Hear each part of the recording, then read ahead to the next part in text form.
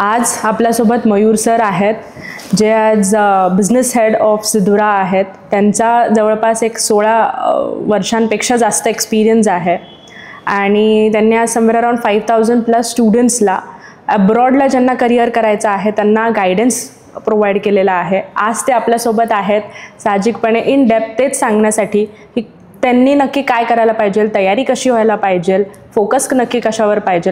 आज ह्या माहितीसाठी आज आपल्यासोबत मयूर सर आहेत. So welcome Mayur sir. Thank you.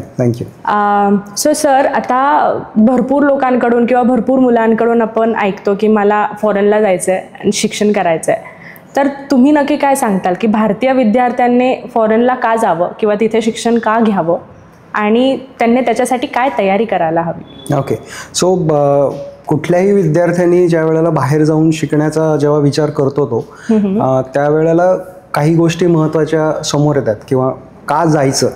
एक साधा प्रश्न मी तुम्हाला विचारतो. तुम्ही जेव्हा शाळा कॉलेजमध्ये होता त्यावेळेला तुमच्या आजूबाजूला जे काही तुमचे क्लासमधले सगळेजण होते हे कुठनं होते? तुमच्या घराच्या जवळपासनं साहजिक आहे, किंवा फार फार तर बाजूच्या गावातनं किंवा एखाद्या स्टेटमधनं, त्याच्या पलीकडे नव्हतं. सो जेव्हा तुमचं कुठलंही डिस्कशन होतं, जेव्हा तुमची जी एक मैत्री तिथं होते ही तेवढ्या पुरतीच राहते. की आता मी पुण्यामध्ये आहे तर माझे सगळे मित्र मे बी पुण्यातनं आहेत, थोडे सातारा, सांगली, कोल्हापूर तिकडनं आलेले आहेत. फार कमी जण असे किंवा मे बी मुंबईमधनं किंवा अजून गोव्यामधनं वगैरे आले, ह्याच्या पलीकडं नाही. सो आमचे सगळे डिस्कशन पॉईंट्स किंवा हे तसे राहतात. पण ज्या वेळेला तुम्ही परदेशी शिक्षणाला जाता, कुठेही कंट्रीमध्ये जाता, त्यावेळेला तुमचे जे मित्र असतात आजूबाजूचे, somebody has came from India, another came from Germany, third came from Ireland, fourth come from USA, काही असं. सो तुमचं सर्कल वाढतं आणि त्याचबरोबर मग तुमचं जेव्हा सर्कल वाढतं त्यावेळेला तुम्ही त्यांच्याशी काय बोलताय, डिस्कशन्स तुम्ही त्यांच्याबरोबर काय करताय, तुमची विचारशक्ती एकदम वाढून जाते. अगदी साधं उदाहरण, मग डिस्कशनमध्ये तुम्हाला एखादा प्रोजेक्ट दिला आहे शिकायला त्याच्यामध्ये, तर मग तुमच्या टीममध्ये एक जण जर्मनीचा आहे, एक इंडियाचा आहे, एक US आहे, काहीतरी एक कॅनडाचा आहे, असं होतं. मग तुम्ही प्रोजेक्ट बनवतात. मग इंडियामध्ये तुम्ही म्हणता की अरे man power is not a issue, खूप आहे आमच्याकडे. जर्मनीवाला म्हणेल technology not a issue for us. Right. So मग तुमचे पर्स्पेक्टिव्ह चेंज व्हायला सुरुवात होते. हे तुम्हाला ओव्हरसीज एज्युकेशनमध्ये जेव्हा तुम्ही जाता त्यावेळेला हा फरक पडतो. एक्सपोजर जे तुम्हाला मिळतं की जिथलं कल्चर, आपलं कल्चर वेगवेगळं स्टेटमध्ये तुम्ही गेल्यानंतर जसं बदलतं भारतामध्ये, तसंच तुम्ही बाहेरच्या देशामध्ये गेल्यानंतर तिथलं कल्चर समजून घेणं, बरोबर, त्या कल्चरमध्ये तुम्ही इन्व्हॉल्व्ह होणं, त्यांच्याबरोबर राहणं, हे तुम्हाला ॲज अ पर्सन म्हणून सुद्धा खूप इव्हॉल्व करतं. तुमचं नेटवर्क एक डेव्हलप व्हायला सुरुवात होते की ज्यातनं तुम्हाला एक आपण म्हणतो ना की ग्लोबल करिअर करायचं, किंवा आम्ही त्याला म्हणतो एक ग्लोबल सिटिझन व्हा. म्हणजे काय की तुम्ही वेगवेगळ्या देशांमध्ये जा, त्यांच्याबरोबर राहा, काम करा, आणि ऑब्विसली हे शिकून परत येऊन you can serve the nation also. So हे काय म्हणता येईल ना की महत्त्वाची काही कारणं असतात की ज्याच्यामुळे परदेशी शिक्षणाला जाण्याचा फायदा होतो. त्याचबरोबर असे खूप वेगवेगळे करिअर्स आहेत की जे मे बी आत्ता मला अवेलेबल होत नाही आहे तिथे, पण सब्जेक्ट्स आहेत ते तिथं शिकायला मिळतात. त्याचं एक्सपोजर आपल्याला मिळतं की तिकडनं आपण शिकून आलो आहे ते मी माझ्या कंट्रीमध्ये इम्प्लिमेंट केलेलं आहे आणि मग मी त्यातनं व्यवसाय करतोय किंवा मी जॉब करतोय, ही पॉसिबिलिटी निर्माण होते. त्याचबरोबर ज्या वेळेला आपण कुठल्याही म्हणजे कंट्रीमध्ये जातो, आता प्रामुख्याने मुलं UK, US, Australia, Canada, Germany अशा कंट्रीमध्ये जातात की ज्या डेव्हलप्ड कंट्री आहेत. बरोबर. India is steel developing country. So develop कंट्रीमध्ये अशा काहीतरी गोष्टी ऑलरेडी आहेत की ज्या आपल्यापेक्षा मे बी 5-7 वर्ष पुढं आहेत. सो त्याचं त्यांना एक्सपोजर मिळतं.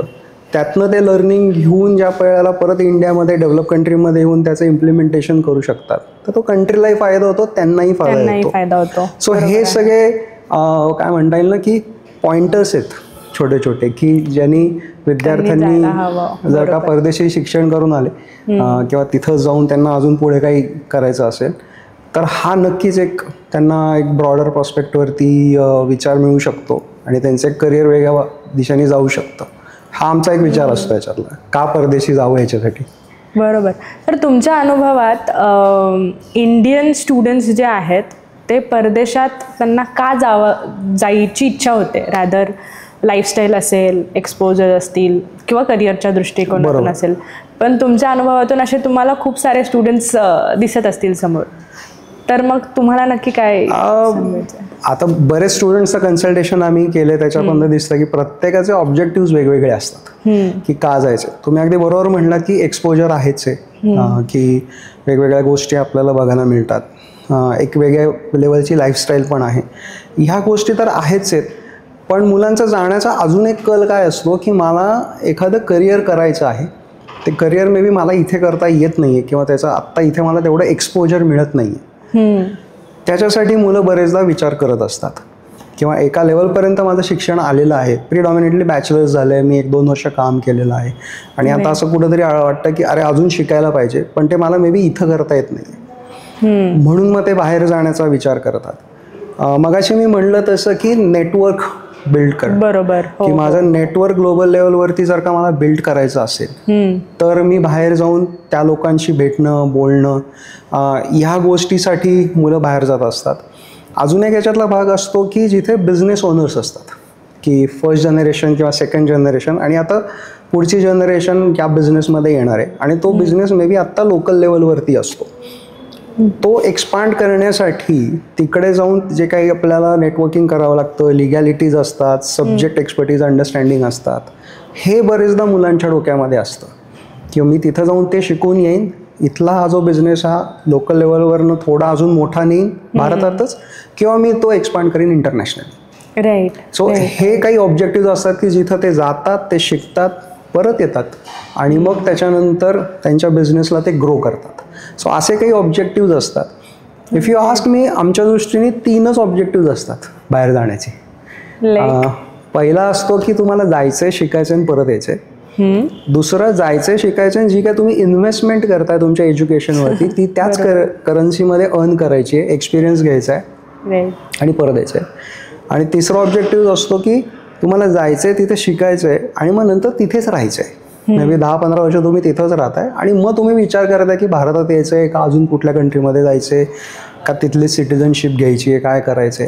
हे 3च ऑब्जेक्टिव्ह असतात. वी हॅव सीन दॅट की जे काही आत्तापर्यंत आम्ही कन्सल्टेशन केलेले आहेत, ह्या 3 ऑब्जेक्टिव्हचा बाहेर कुठले ऑब्जेक्टिव्ह नसतात त्याच्यात. बरोबर आहे, खरंच आहे. विद्यार्थ्यांनी हे खूप सोपं आहे की मला बाहेर जाऊन एज्युकेशन करायचं आहे, पण बाहेर नक्की कुठे कुठे जावं, UK ला जावं, जर्मनीला जावं, आयर्लंडला जावं, हे कसं ठरवता येतं? ओके, फार सुंदर प्रश्न आहे. आम्ही हे बघतो की मुलं बरेचदा समोर येतात आणि ठरवलेलं असतं की आम्हाला UK ला जायचं आहे, आम्हाला ह्या कोर्सला जायचं आहे, आम्हाला US ला जायचं आहे, आम्हाला ह्या कोर्सला जायचं आहे, आम्हाला जर्मनीला जायचं आहे, हे ठरवून येतात बरेचदा समोर. पण ज्या वेळेला आम्ही त्यांना विचारतो की का जायचं आहे, तर त्यावेळेला त्यांच्याकडे तेवढी ती तशी उत्तरं नसतात. कोणतरी मित्र गेला आहे, काकानी सांगितलंय, मामानी सांगितलंय, बहीण तिकडे आहे, भाऊ तिकडे आहे, सिनियर्स आमचे गेलेले आहेत, अशी उत्तरं येतात. ही उत्तरं काही प्रमाणात बरोबर आहेत, ते सगळेजण तुम्हाला गाईडच करतायत कारण तुम्ही विचारताय की मी माझ्या डोक्यात हे विचार चाललेत, ते बरोबर आहे. पण ते जेव्हा गाईड करतायत ते त्यांच्या पर्स्पेक्टिव्हनी गाईड करतायत, ते मे बी तुम्हाला तसंच्या तसं रिलेट होईल असं नाही. त्याच्यामध्ये बरेचदा हॉटेल हॉस्पिटॅलिटी किंवा इंजिनिअरिंग किंवा इवन कॉमर्स साईडच्या याच्यामध्ये की 3-4 मित्र एकत्र जात आहेत म्हणून मी पण जातोय, असं पण होतं. लहानपणी मे बी 10वी-11वी नंतर हे खूप बघितलं, मित्र माझे सायन्सला चाललेत, मी सायन्सला चालले. बरोबर.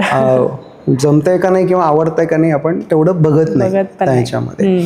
सो ज्या वेळेला ह्या सिलेक्शन्स कंट्रीजचं किंवा कोर्सचं होतं त्याच्या आधी आम्ही प्रत्येकाला हेच सांगण्याचा प्रयत्न करतो की तुम्हाला कुठलं करिअर करायचं हे आधी बघा, तुमचा इंटरेस्ट काय आहे. म्हणजे I give you the example, आमच्याकडे एक पेरेंट्स आले होते, त्यांच्या 2 मुली होत्या, दोघी जुळ्या होत्या, जुळ्या मुली होत्या, दोघी जुळ्या नाही म्हणजे 4 झाल्यात. सो जुळ्या मुली होत्या आणि त्यांना पण त्यांचं करिअर करायला जायचं होतं. दोन्ही मुलींनी आपल्याला असं वाटतं जुळ्यात म्हणणार सेम करिअरच असेल सगळं त्याच्यामध्ये, काय फार काय वेगळं नसेल, पण त्यांची सुद्धा करिअर्स वेगवेगळी होती, आवड वेगळी. हां, आवड पूर्ण वेगळी आहे. एकीला जायचं होतं स्पोर्ट्समध्ये, दुसऱ्याला जायचं होतं बिझनेस साईडला त्याच्यामध्ये. सो जुळ्यांचे सुद्धा करिअर जर का सेम असू शकत नाही तर मित्रांचे तरी कसे असू शकतील. अगदी बरोबर. आणि मग तिथे तुम्हाला ठरवावं लागतं की नक्की मला काय करायचं आहे. आत्ता तुम्ही इथं काय शिकलाय, त्याच्यातले कुठले सब्जेक्ट्स तुम्हाला आवडत आहेत, मग त्याच्यावरनं मला पुढे कुठला सब्जेक्ट शिकायला जायचं आहे, त्या सब्जेक्टला त्या पर्टिक्युलर कंट्रीमध्ये काय स्कोप आहे, म्हणजे मग मला जॉब्स मिळतील, म्हणजे मग मी तिथे एम्प्लॉयबल चांगला होऊ शकीन, तो सब्जेक्ट मला छान लर्न करता येईल. आधी हे ठरवावं, मग त्याच्यावरनं कंट्री ठरवावी, मग त्याच्यावरनं युनिव्हर्सिटी ठरवावी.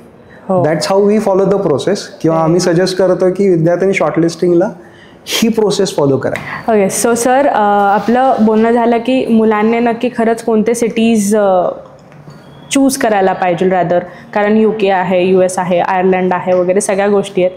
आणि तुम्ही म्हटलात की साहजिकपणे टॉप युनिव्हर्सिटीज कशा आहेत, करिअर कसं निवडावं वगैरे, बट ह्याच्यामध्ये नक्की कोणता कोर्स करावा किंवा कोणत्या कोर्सचे ऑपॉर्च्युनिटीज आहेत बाहेर, याबद्दल तुम्ही नक्की काय सांगता? आत्ता करिअरच्या ऑपॉर्च्युनिटीज म्हणजे खूप आहेत. म्हणजे बाहेर आपण म्हणलं तसं की कोर्सेस तसे बघितले तर जवळजवळ 80,000 ते 1,00,000 वेगवेगळे कोर्सेस आहेत त्याच्यामध्ये. पण आत्ता जे प्रिडॉमिनेंटली कोर्सेससाठी आम्ही बघतो की मुलांना टॉप 5 जर का आपण म्हणलं तर कुठल्या कोर्सेसना जात आहेत, तर मॅनेजमेंट रिलेटेड कोर्सेस आहेत की ज्याच्यामध्ये प्रत्येक आलं मॅनेजमेंट. म्हणजे आय वुड से की नॉर्मल मॅनेजमेंट आलं, फायनान्स आलं, HR आलं, त्याच्यानंतर hotel hospitality management, project management, हे सब्जेक्ट्स त्याच्यामध्ये आले. देन ऑब्वियसली टेक्नॉलॉजीमध्ये IT मध्ये सुद्धा data management, data engineering, data science, AI, ML हे कोर्सेस आत्ता आम्हाला दिसत आहेत. एक नवीन अजून कोर्सेस जे आम्हाला चांगले इमर्जिंग दिसत आहेत त्याच्यामध्ये courses which is linked with the psychology. Okay, so सायकोलॉजीशी रिलेटेड आता कोर्सेस चांगले पिकअप व्हायला लागलेले आहेत. इट इज नॉट जस्ट की general psychology, it is about even the child psychology, sports psychology, असे वेगवेगळे सब्जेक्ट्स आता दिसत आहेत. त्याच्यानंतर इकॉनॉमिक्स रिलेटेड काही सब्जेक्ट्स मुलं सिलेक्ट करत आहेत, ते दिसत आहे. त्याचबरोबर sports management related. So sports management on both the sides, म्हणजे की जिथं ते प्लेयर्स बरोबर काम करतायत, टीम बरोबर काम करतायत, आणि दुसरं स्पोर्ट्स ॲज अ इव्हेंट कसा तुम्ही करू शकता. म्हणजे आता हे जसे मोठे मोठे इव्हेंट्स होत आहेत, IPL होत आहे किंवा EPL होत आहेत, तसे कसे तुम्ही मॅनेज करू शकता किंवा how can be a part of that. हे कोर्सेस आत्ता साधारण आम्हाला दिसतं की हे पहिले 5मध्ये दिसत आहेत. यात एकच मी सांगू शकेन की अजून एक म्हणजे की डेटा मॅनेजमेंट हा असा कोर्स आहे की जिथे बरेचदा असं होतं की अरे मी तर BCom आहे, मी BBA, मी डेटा मॅनेजमेंटला कसं जाऊ. तर असं नाही आहे. डेटा मॅनेजमेंटला even if you are a non technical person and want to learn the data management, तर ते कोर्सेस तुमच्यासाठी पण अवेलेबल आहेत त्याच्यामध्ये. सो हे आत्ताचे कोर्सेस दिसतात की ज्याच्यासाठी मुलं जात आहेत. ऑब्वियसली मग कुठली कंट्री, कुठली युनिव्हर्सिटी हे त्यांच्या प्रोफाईलवरती आणि त्यांच्या आपण जसं म्हणलं तसं की त्यांचे जे काही ऑब्जेक्टिव्ज आहेत त्याच्यावरती ह्या गोष्टी डिफाईन होतात. ओके, सो एखादा स्टुडंट जर तुमच्याकडे आलात तर तुम्ही स्टुडंट्सचे पूर्ण अकॅडमिक्स बघून मग त्यांना कोर्सेस सजेस्ट करता, because there are very few की ते खूप अलाइंड असतात की मला काय करायचं आहे करिअर म्हणून, but there are n number of people की त्यांना नाही माहिती आहे पण करायचं आहे काहीतरी, खरंच छान करायचं आहे, तर तुम्ही ते नक्की कसं डिसाईड करता? सो असं होतं बरं, स्टुडंट्स आमच्याकडे जेव्हा वेळेला येतात त्यावेळेला त्यांना क्लिअरिटी नसते किंवा खूप ऑप्शन असतात, थोडं कन्फ्यूज असतात काय करावं, कसं करावं. सो अकॅडमिक्स बरोबर त्यांना अजून काय काय करण्यामध्ये इंटरेस्ट आहे. म्हणजे 10वी 12वी पासूनचे पुढचे अकॅडमिक्स, कुठले सब्जेक्ट्स त्यांना आवडत आहेत, काय करायला आवडतं. काही स्टुडंट्स असे असतात की ज्यांना ग्रुपमध्ये काम करायला आवडतं, काही जण असे असतात की ज्यांना आयसोलेशनमध्ये काम करायला आवडतं. सो बरेच पॅरामीटर्स असतात. त्याच्यावरनं आम्ही त्यांना साधारण कोर्सेस डिफाईन करून देण्यासाठी मदत करतो. आणि कोर्सेस, मग त्याच्यानंतर कंट्रीज, त्याच्यामध्ये युनिव्हर्सिटीज, आणि मग ॲप्लिकेशनसाठीच्या काय काय गोष्टी लागणार आहेत ते त्याच्यासाठी आम्ही त्यांना मदत करतो. ती सगळी डिफाईन होते आधी स्टुडंटशी बोलल्यानंतर. जोपर्यंत आम्ही हे बोलत नाही, त्यांच्याशी अंडरस्टँडिंग करून घेत नाही, फक्त अकॅडमिक्सवरती थोडंसं सांगणं आम्हाला अवघड जातं. इफ स्टुडंट इज कन्फ्यूज, बोलल्यानंतर yes we get that clarity, आणि मग आम्ही त्यांना ते पूर्ण शॉर्टलिस्टिंग देतो. Okay, nice. कारण खूप जास्त कोर्सेस आहेत, सो साहजिक आहे राईट की कन्फ्युजन ते होणारच. आणि कमिंग ऑन इंडिव्हिज्युअल, तर आज मला हे छान वाटतं तर उद्या मला काहीतरी चांगलं वाटूच शकतं. त्यावर तो क्लॅरिटी देणं, that is something which is होतच. ते म्हणजे मी म्हणलं तसं की मे बी 1,00,000 कोर्सेस आहेत, आपल्याला एकच पाहिजे. सो इट इज खूप मोठं कन्फ्युजन आहे त्याच्यामध्ये, नो डाऊट ऑन दॅट.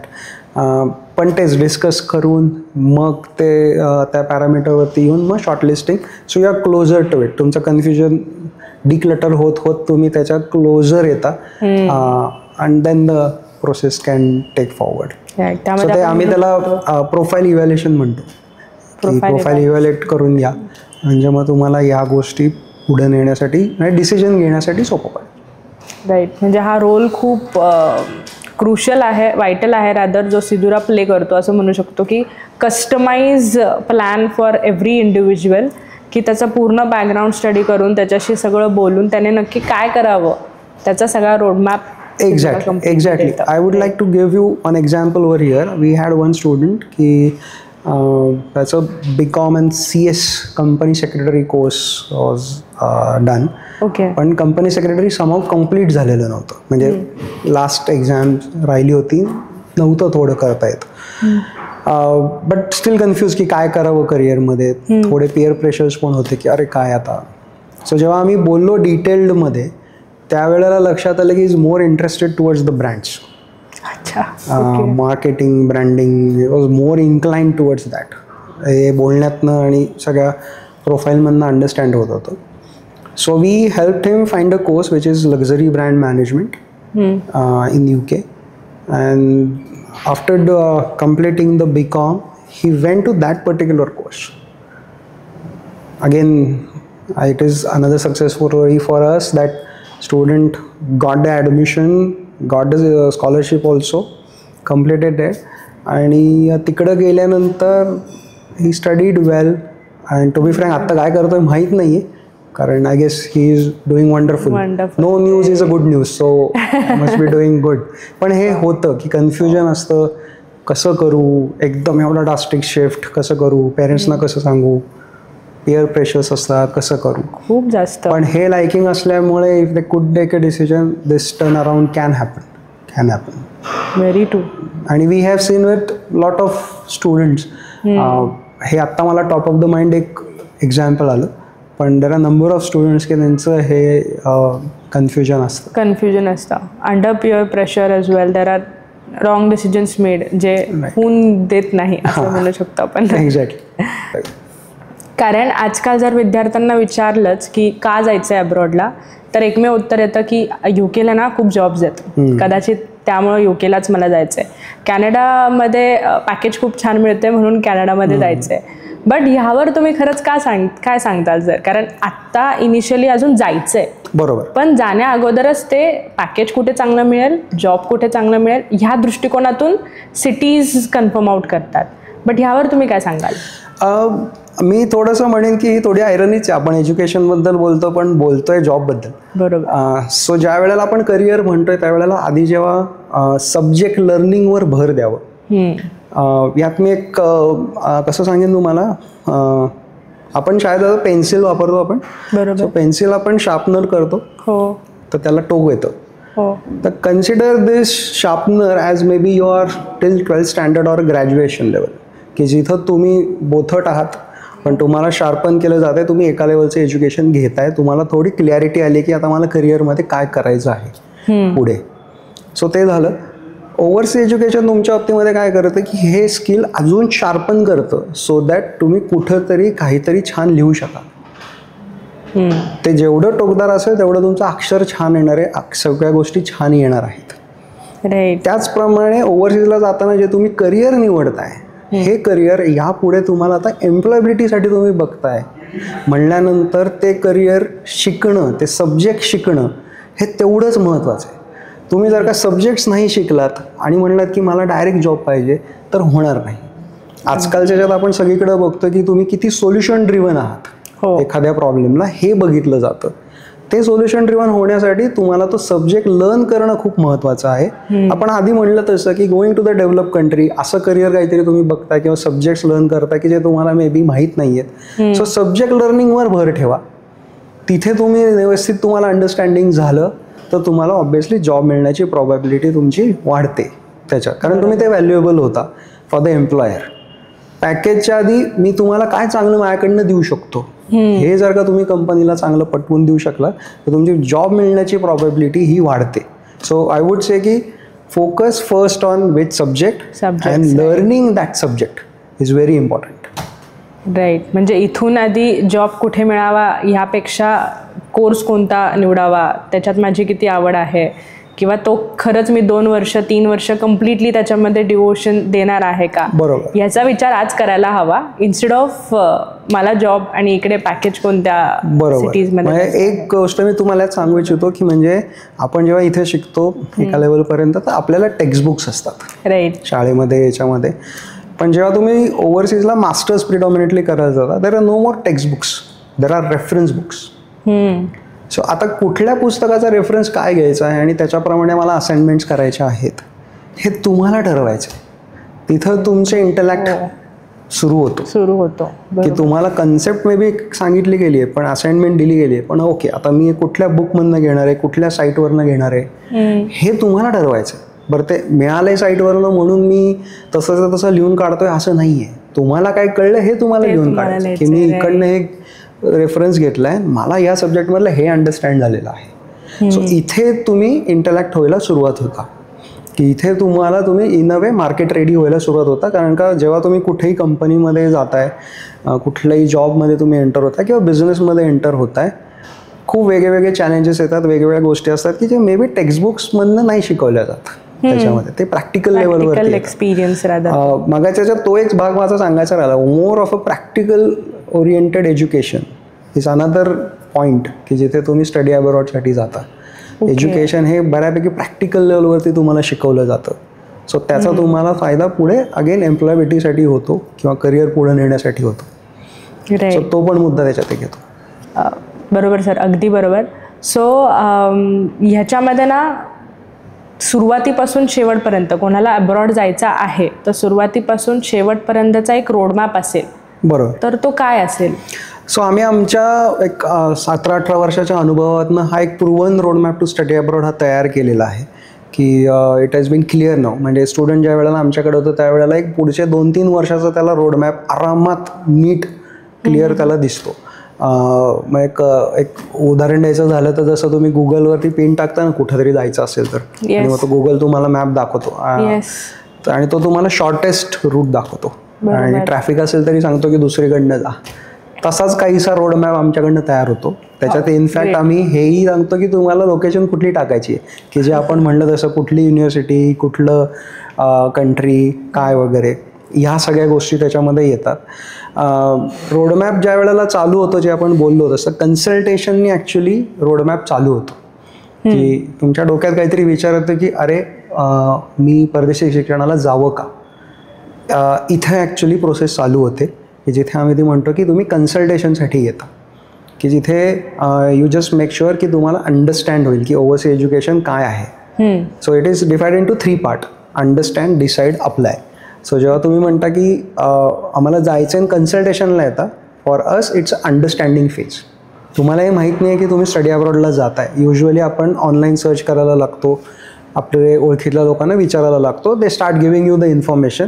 पण ती कन्फ्युजिंग होते कारण ती म्हणलं तसं की त्यांना जी माहिती आहे ती देतात पण तुम्हाला काय रिलेट होतीये हे कळत नाही. बरोबर. सो कन्सल्टेशनमध्ये मेक शुअर की ओव्हरसी एज्युकेशन काय आहे. Then comes the decide. डिसाईडमध्ये की मग तुम्ही डिसिजन घ्या ॲज अ फॅमिली, कारण this is a family decision. नुसतं पेरेंट्स किंवा नुसतं कॅन्डिडेट असं डिसिजन नाही घेऊ शकत. सो अंडरस्टँड करून घ्या की कसं आहे. त्याच्यानंतर decide, take a decision, yes, no, maybe, किंवा तुम्हाला प्रिपेअर व्हायचं आहे, not right now, maybe after 1 year, जे काय असेल ते. And then apply. Apply is a process where consultant म्हणून आम्ही काय करायचं आहे, स्टुडंट म्हणून त्यांनी काय करायचं आहे, पेरेंट्स म्हणून त्यांनी काय करायचं, या गोष्टी बऱ्यापैकी क्लिअर आउट झालेल्या असतात. आणि त्याचा एक रिव्हर्स कॅलेंडर तयार होतं की कुठल्या इंटेकला तुम्हाला जायचं आहे त्याप्रमाणे तुम्ही पूर्ण उलटं कॅल्क्युलेशन येतं. ॲज पर आवर एक्सपिरियन्स हे जे उलटं कॅलेंडर तयार होतं किंवा कन्सल्टेशनला कधी तुम्ही यावं, तर तुम्ही जायचा जेव्हा विचार करताय त्याच्या 1 ते 1.5 वर्ष आधी ही प्रोसेस चालू व्हायला पाहिजे. ओके. सो 1 ते 1.5 वर्ष आधी साधारण कन्सल्टेशन, त्याच्यानंतर 2 ते 3 महिन्यानंतर म्हणजे जेव्हा आपण म्हणतो की एक 10 ते 12 महिन्यापर्यंत तुमचं शॉर्टलिस्टिंग, कुठल्या कंट्रीला जायचं, कुठला कोर्स काय. त्याच्यानंतर एलिजिबिलिटी एक्झाम्स असतात, IELTS, TOEFL, GRE, GMAT, ज्या कुठल्या तुम्हाला लागत आहेत त्या. शॉर्टलिस्टिंगमधनं कळतं आपल्याला की आपल्याला कुठल्या एक्झाम्स द्यायच्यात आणि त्याला साधारण स्कोर काय यायला पाहिजे. बरोबर. So accordingly you can focus and give those exams. त्याच्यानंतर प्रत्येक युनिव्हर्सिटीला ॲप्लिकेशन्स आपले होतात, त्याच्यासाठीच्या ज्या डॉक्युमेंट तयार करावे लागतात, स्टेटमेंट ऑफ पर्पज किंवा एसे आपण म्हणतो ते, that is very important document by the way. Then the letter of recommendation, तुमचे अकॅडमिक डॉक्युमेंट्स, पासपोर्ट. बरेच ठिकाणी आम्ही हेही बघितले की नावं सेम नसतात. पासपोर्टवरती स्पेलिंग वेगळं आहे, मार्कशीटवरती वेगळं आहे, ह्या सगळ्या गोष्टी असतात. So preparing that. मग ॲप्लिकेशन्स करणे प्रत्येक युनिव्हर्सिटीला ज्या आपण शॉर्टलिस्ट केलेल्या आहेत. त्याच्यानंतर युनिव्हर्सिटीकडनं साधारण 1 ते 1.5 महिन्यामध्ये आपल्याला रिस्पॉन्स यायला सुरुवात होते. आपण साधारण 5 ते 8 युनिव्हर्सिटीजना अप्लाय केल्यानंतर 3-4 ठिकाणून आपल्याला ॲक्सेप्टन्स येतो की हो तुम्हाला ॲडमिशन आम्ही देऊ शकतोय. काही ठिकाणी रिजेक्शन्स येतं. आलेल्या ॲडमिशन्स ज्या आहेत 3-4 त्याच्यातनं वी हॅव टू सिलेक्ट 1 की बाबा कुठल्या ठिकाणी आपल्याला जायचं आहे. मग त्याचे फी पेमेंट, तिथे parents comes in to the picture की बाबा फायनान्सेस कसे उभे करायचे, सेविंग आहे, एज्युकेशन लोन आहे, जे काय असेल. So arranging those finances, fee payment त्याच्यानंतर युनिव्हर्सिटीजना करायचे आहेत. ते झाल्यानंतर university sends to the visa documents. आता हे कंट्री टू कंट्री वेगवेगळे असतात, त्याला नावं वेगळी आहेत. बरोबर. ते विजा डॉक्युमेंट्स बेसिकली तुम्हाला येतात. Then preparation for the visa, then application of the visa, getting the visa, ही पुढच्या स्टेप्स आहेत. आणि ते झाल्यानंतर ऑब्विसली द प्री डिपार्चर. मग तुमचं ॲकोमोडेशन बुकिंग आहे, फॉरेक्स आहे, करन्सी एक्सचेंज लागेल, एअर तिकीट लागेल, या सगळ्या गोष्टी. सो हा पूर्णच्या पूर्ण रोडमॅप तयार होतो. सो मी म्हटलं तसं 1 वर्ष किंवा 15 महिन्यापासून आधीपासून तुम्ही चालू करायला पाहिजे. जेव्हा तुमचं प्री डिपार्चर आहे त्याच्या आधी 1 महिन्यापर्यंत ही प्रोसेस संपली पाहिजे, कम्प्लीट, सो दॅट तुम्ही व्यवस्थित तिकडे जाऊ शकता. तो हा एक प्रूव्हन रोड मॅप आहे. त्याच्यामध्ये तिथं गेल्यानंतर सुद्धा तुम्ही युनिव्हर्सिटीला रिपोर्ट करायचं आहे. मग university will start with the induction. मग तुमचा अभ्यासक्रम सगळा चालू होईल. ह्या सगळ्या गोष्टी तुम्हाला दिसतात. पण दिस इज व्हॉट इज एक पूर्ण proven road map for 1 year. You have to start early for this. That is the key point over here. Right. जर रोडमॅप ऐकतात सर, असं झालं की पालकांसाठी पण काही चॅलेंजेस खूप असतात, उभे राहतात. Because it is very easy to say मुलांना की मला ह्या कंट्रीमध्ये जायचं आहे किंवा मला इथे या युनिव्हर्सिटीमध्ये शिकायचं आहे, बट त्यासाठी लागणारा फायनान्स. त्यामुळे पालक खूप गोंधळलेले दिसतात. एकतर फायनान्शियली, दुसरं आपला मुलगा जातो आहे, परत येईल की नाही, तिकडे त्याला जॉब भेटेल की नाही, ह्या सगळ्या गोंधळांमध्ये पालक असतात. त्यावर तुम्ही काय सांगाल? आम्ही आमची एक प्रोसेस म्हणून आम्ही जे फॉलो करतो, मी म्हटलं तसं की अंडरस्टँड, डिसाईड, अप्लाय.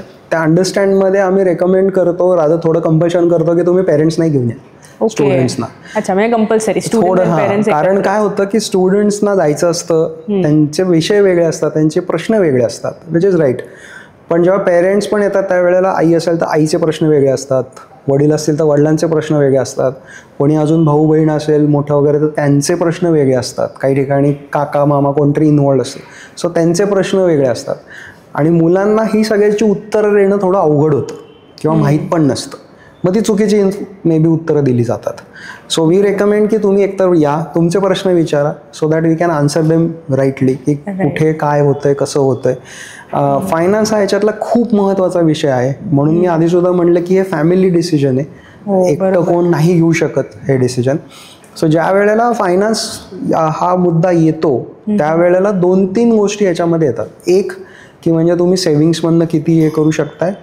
सो काही वेळेला पेरेंट्सने त्यांचे सेव्हिंग असतात for towards child education, may be त्यातनं काही फंड्स येऊ शकत असेल तर ते. दुसरं एज्युकेशन लोन. आता बऱ्याच बँका तुम्हाला एज्युकेशन लोन देतात की जे स्टुडंटच्या नावानी असतं.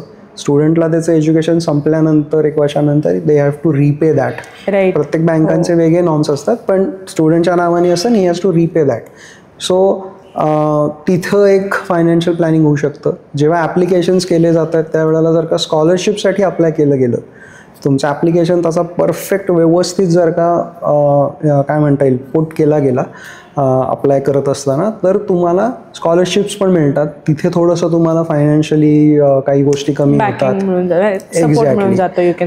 बऱ्याचशा या कंट्रीजमध्ये अर्न अँड लर्न सिच्युएशन आहे. म्हणजे काय, तर तुम्हाला शिकत असताना पार्ट टाइम जॉब्स करता येतात. ओके. आता हे अनस्किल्ड असतात, असं नाही की तुम्ही जे शिकायला जाताय त्याच्यातच तुम्ही करू शकाल असं नाही आहे.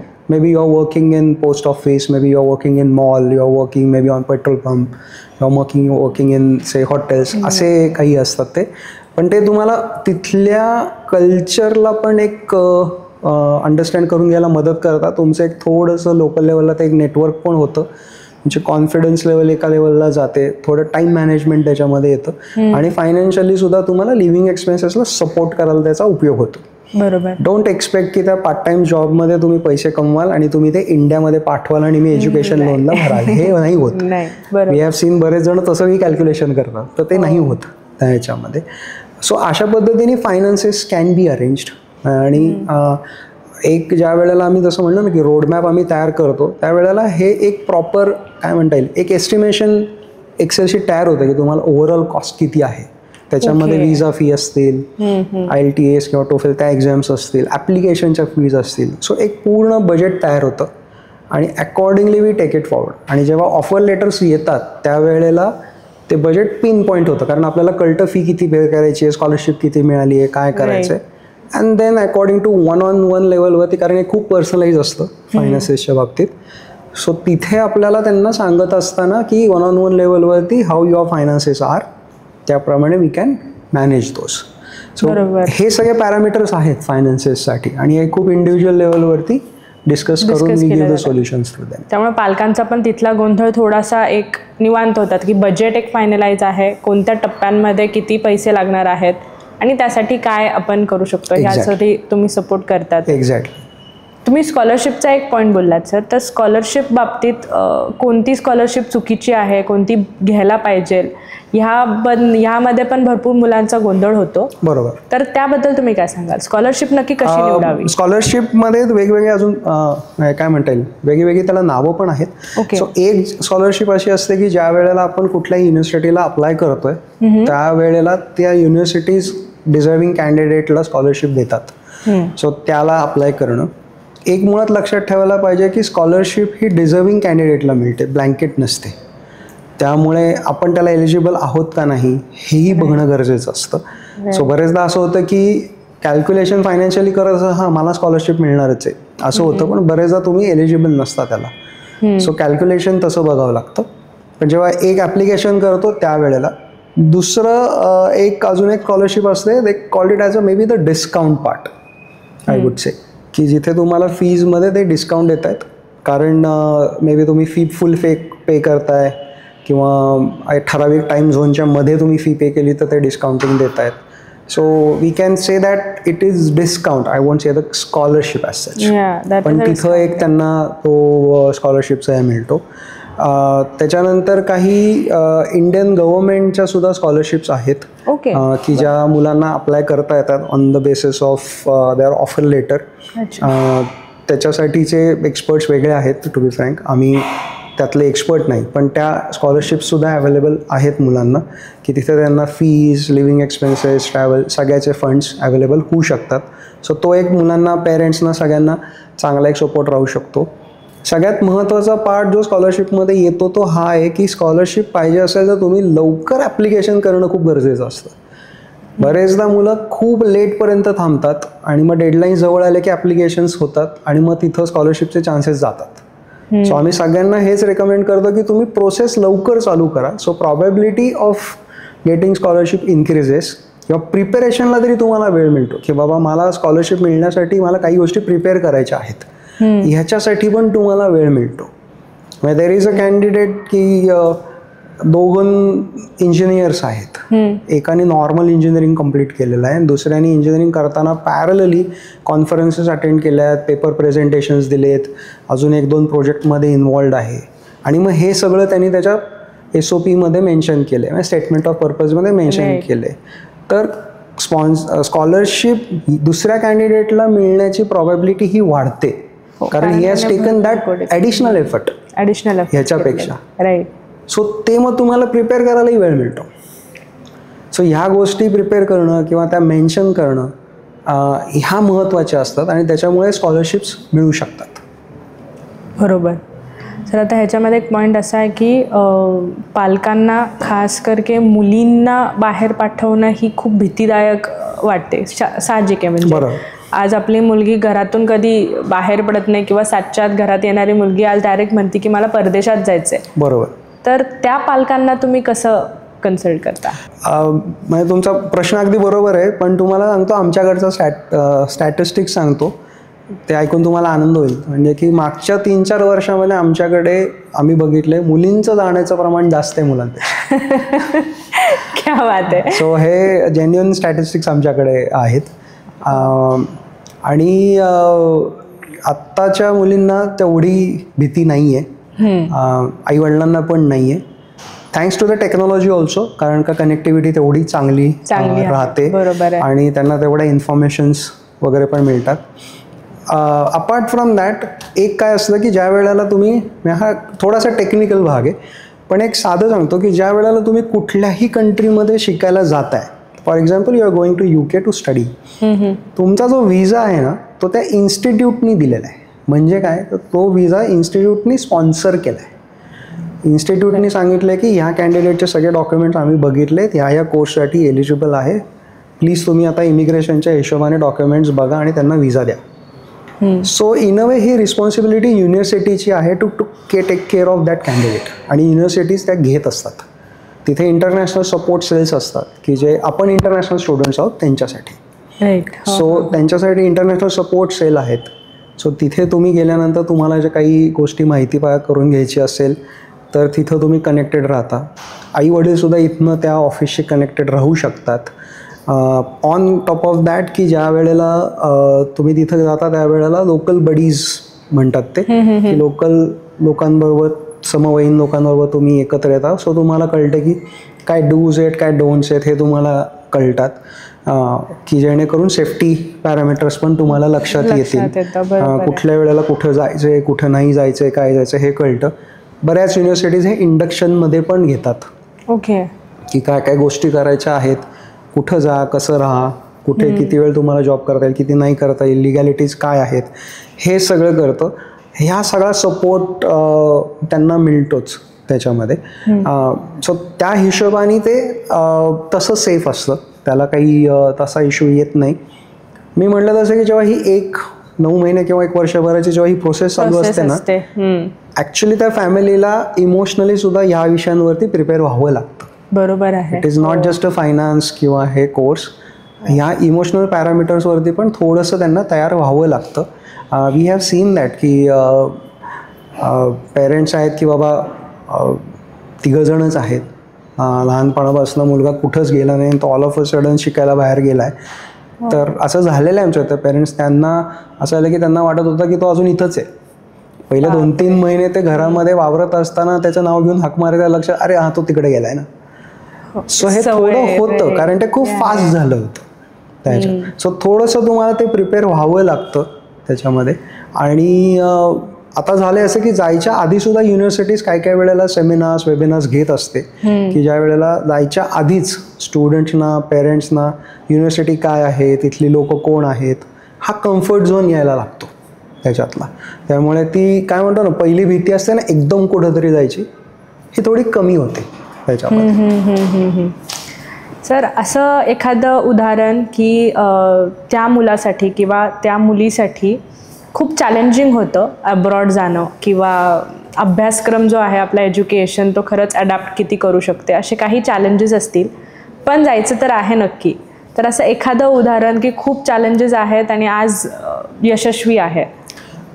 पुष्कळ आहेत खरं सांगायचं तर. एक उदाहरण मी तुम्हाला नक्कीच सांगेन. आमच्या इथे एक कॅन्डिडेट आला होता, हॅज डन हिज बॅचलर्स आणि त्याच्यानंतर त्याला मास्टर्सला जायचं होतं. He wants to go to New Zealand.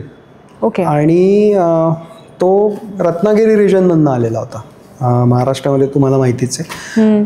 So तो आला, आम्ही त्याचं सगळं ॲप्लिकेशन, सगळी प्रोसेस व्यवस्थित केली, याच ठिकाणी बँक लोन वगैरे त्याचे आईवडील सगळे भेटून गेले, सगळी प्रोसेस झाली, त्याच्या विजाला अप्लाय केलं. तर न्यूझीलंडला टेलिफोनिक इंटरव्ह्यू होतो विजासाठी. सो त्याचा फोन त्या ह्याच्यावानी शेड्यूल झाला, त्याला फोन आला.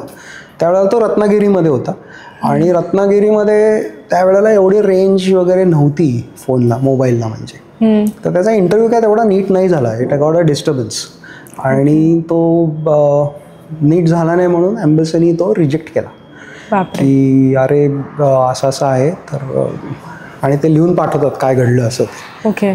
So we have to take that effort की त्यांना एक्सप्लेन करणं की हे काय आहे, तो टेरेन कसा आहे, रत्नागिरी काय आहे, ट्रेनचा इश्यू काय आहे, प्लीज तुम्ही आम्हाला अजून एक चान्स द्या, स्टुडंट जेन्युइन आहे, all that stuff. So we pled that to the embassy on behalf of the student आणि दे ॲग्रीड ऑन इट. ते म्हणले की ठीक आहे, we will take one more interview, पण मेक शुअर की यावेळेला असं काही होणार नाही. सो त्यावेळेला आम्ही त्याला सांगितलं की बाबा तू पुण्यातच ये, प्रॅक्टिकली आमच्या ऑफिसमध्ये एका रूममध्ये त्याला म्हणलं तू इथंच बस, आम्ही कोणी तुझ्या आजूबाजूला नसणार आहोत. परत त्याच्यामुळं परत अजून एक रिजेक्शन किंवा हे नको. आणि मग त्याचा इंटरव्ह्यू तसा कंडक्ट झाला. He pass through, he got the visa. आत्ता तो न्यूझीलंडमध्ये सिटिझनशिपवर आहे. My god. So that is in a way quite a excellent story on our part. We consider that as a success for us. Obviously आमच्या टीमचा सगळ्यांचा भाग आहे, हे काय आमच्या एकट्याचं माझ्या एकट्याचं असं नाही आहे. सेकंड इज दॅट की एक स्टुडंट आमच्यासमोर आला होता की तो म्हणला की त्याला जायचं होतं, सगळं होतं, त्याचे ॲकॅडमिक्स थोडे खालीवर होते. तो आला तेव्हा ही वॉज लाईक सर मला मिळेल का admission, let's try. So we built up his profile. त्याचा SOP फार सुंदर आम्ही लिहिला. त्याला काही गोष्टी आम्ही करायला सांगितल्या तू का त्याची प्रोफाईल अजून चांगली व्हावी त्याच्यासाठी. परत याच्यामधला महत्त्वाचा पॉईंट त्याचा हा होता की तो जवळजवळ 1 वर्ष आधी आला होता to do this process. Okay. So we had that time. So ते सगळ्या गोष्टी आम्ही केल्या. We apply to the UK universities. He got the 3-4 offers and everything. एक ऑफर त्याला आली, not just offer, it came with the scholarship. बापरे. So त्याला जवळजवळ 4,000 पाऊंडची स्कॉलरशिप मिळाली. Oh my God.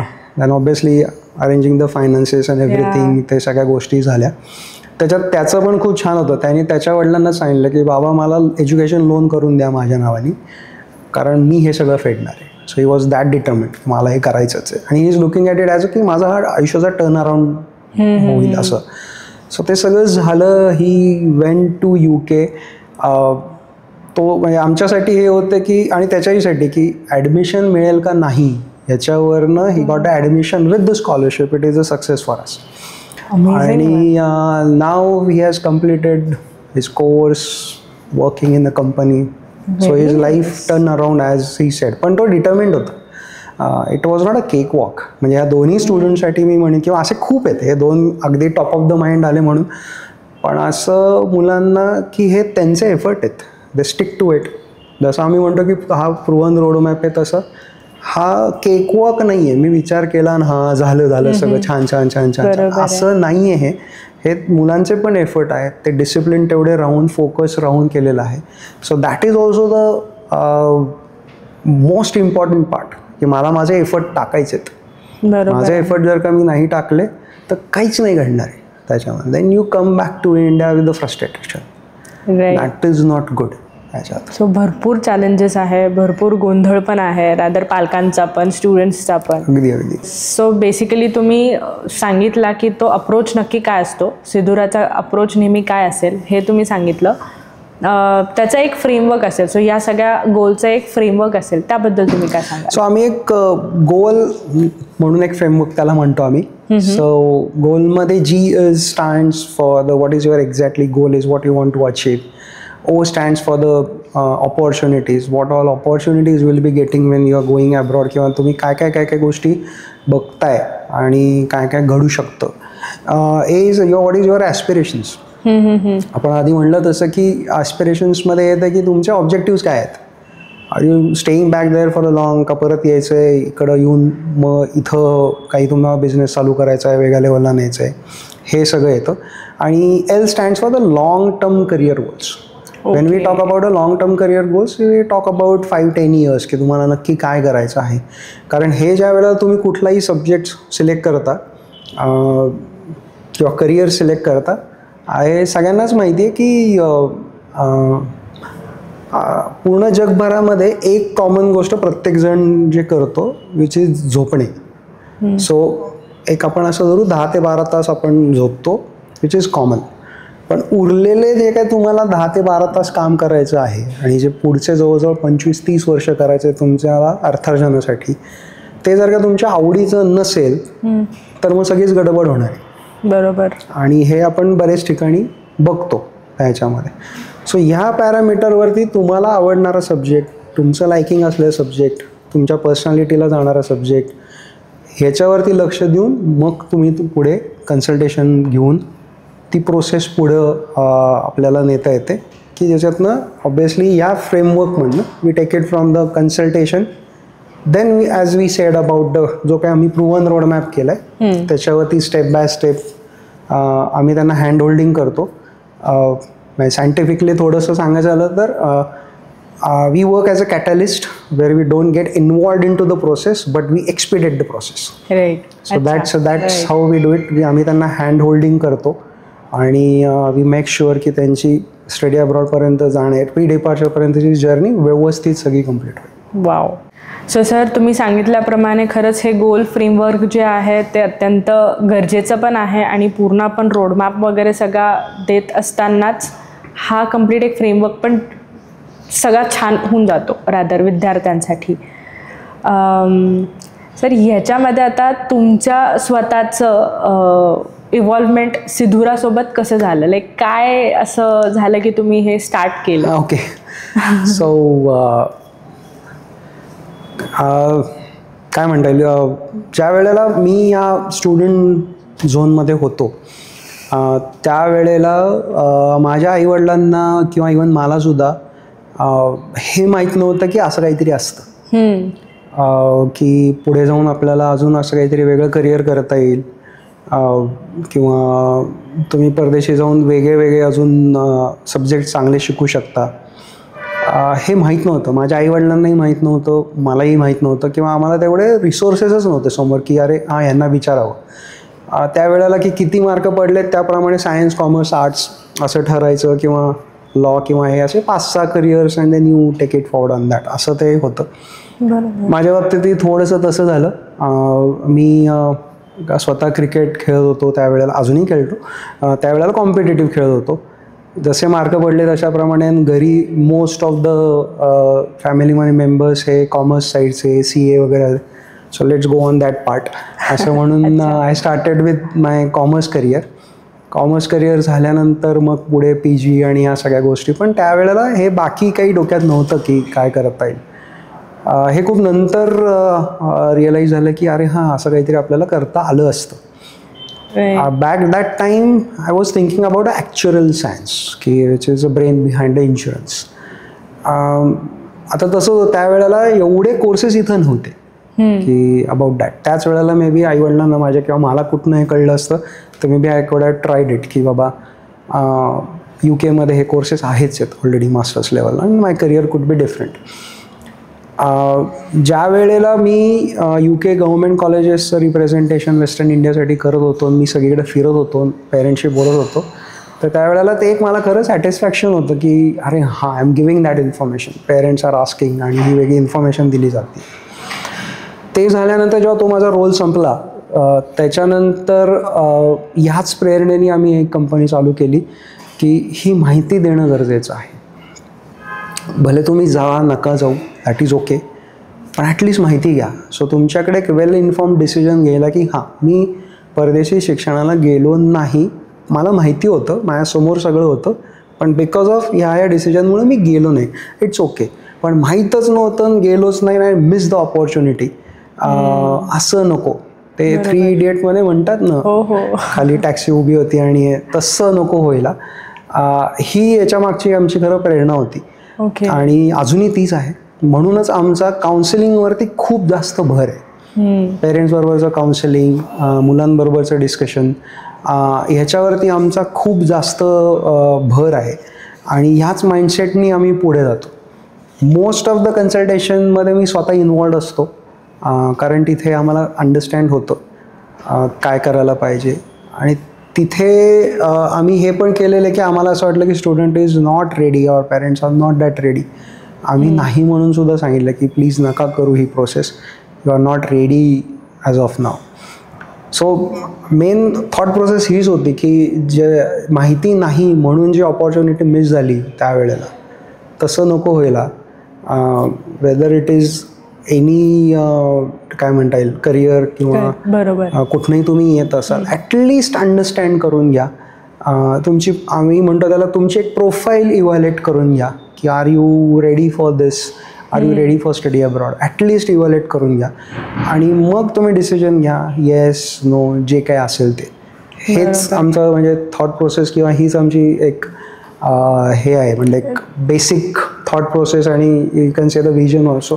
The vision is basically creating a more global citizens to be frank, की जे ग्लोबल लेवलवरती भारताला घेऊन जाऊ शकतील, भारतात येऊन नवीन गोष्टी शिकून भारताच्या इकॉनॉमीला हातभार लावू शकतील.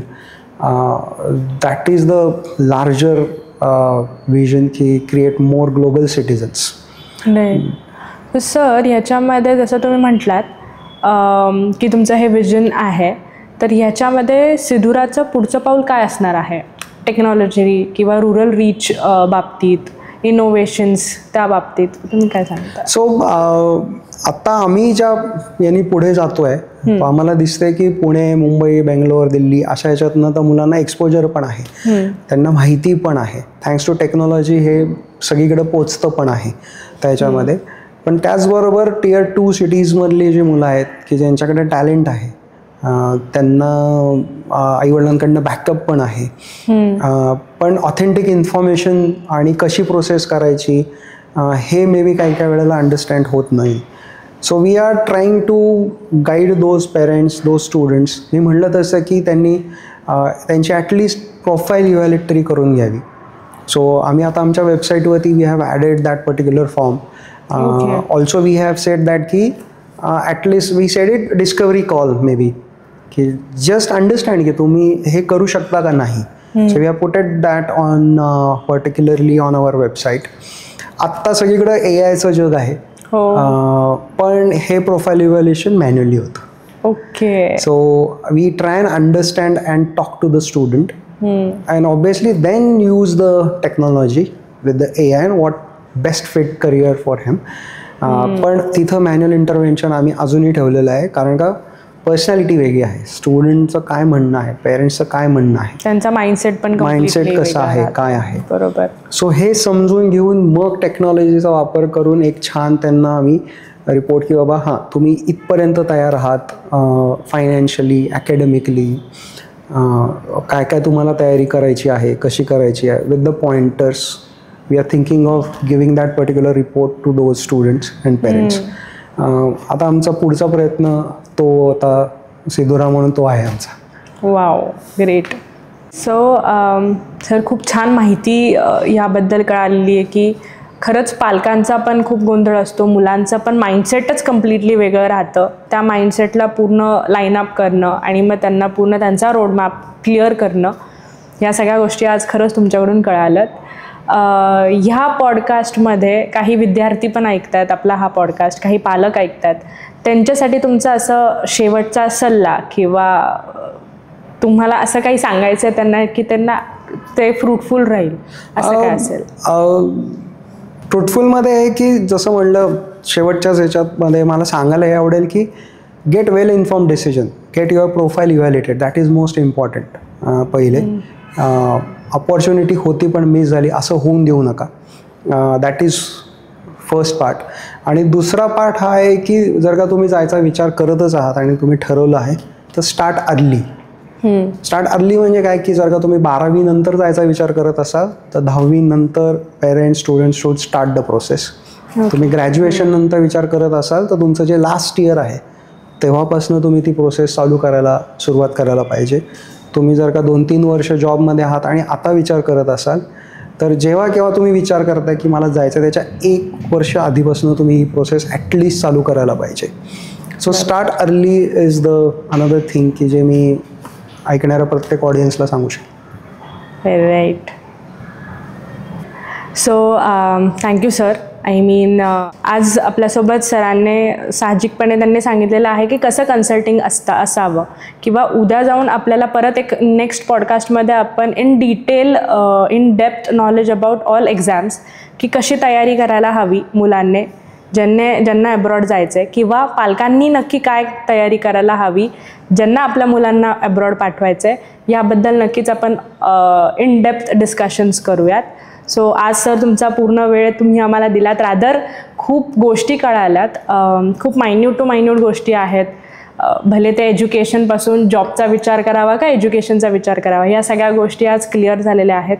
आपण नक्कीच पुन्हा लवकरच भेटू नेक्स्ट एपिसोडमध्ये इन डेप्थ सगळ्या गोष्टी अजून जाणून घेण्यासाठी. Thank you so much sir. Thank you.